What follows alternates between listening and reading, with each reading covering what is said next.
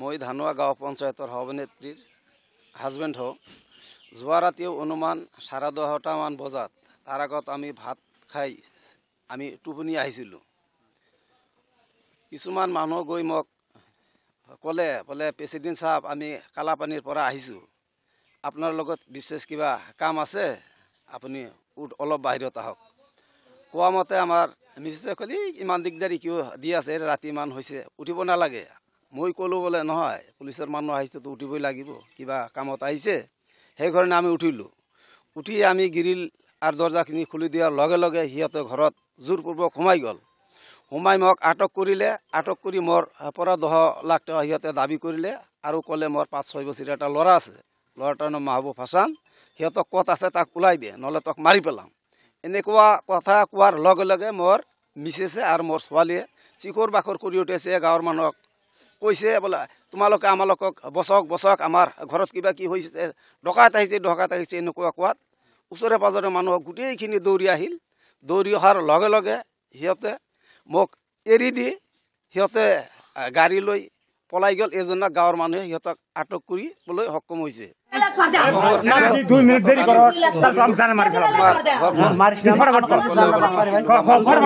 তাৰ নামটো সিহঁতৰ লগত কেইজন আছে কৈছে।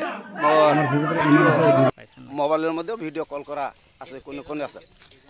কেইজন আহিছিল সি কোৱা মতে 11জন মানুহ আহিছিল বুলি সি মোক কৈছে।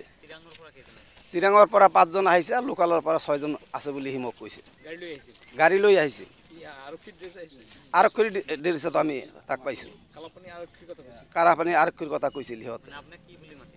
মোক পঞ্চায়ত প্ৰেচিডেণ্ট সাহেব মোক অলপ কাম আছে আৰু কালাপানীৰ পৰা কালাপানী পুলিচৰ মানুহ আমি আহিছোঁ, আপোনাৰ লগত কিবা কাম আছে, আহক, আপুনি ওলাই আহক। এইটোৱেই বলেৰ' গাড়ী লৈ আহিছে। 10জন পলাই গৈছে। একজন পুলিচৰ ড্ৰেছক তাক আমি আটক কৰিছোঁ। কিডনেপ কৰা, ডকাতি কৰাৰ কাৰণে পইচা আৰু মোৰ ল'ৰাটো কিডনেপ কৰি লৈ যাব, সেইকাৰণে কৈছে। সি কোৱা মতে বোলে একচুৱেলি আমি পইচা আৰু কিডনেপ তোমাৰ ল'ৰাটো লৈ যোৱাৰ কাৰণে সিহঁতে এই লোকেল যিহঁতে আছে সিহঁতে কৈছে বোলে সিহঁতৰ বহুত পইচা আছে, তাৰ ল'ৰাটোক লৈ গ'লে আমি টকা 50 লাখ পাম, এনেকুৱা কৈ সিহঁতক বোলে লৈ আহিছে। ইয়াৰ পূৰ্বে মোক দিয়া নাই, এইটোৱে প্ৰথম।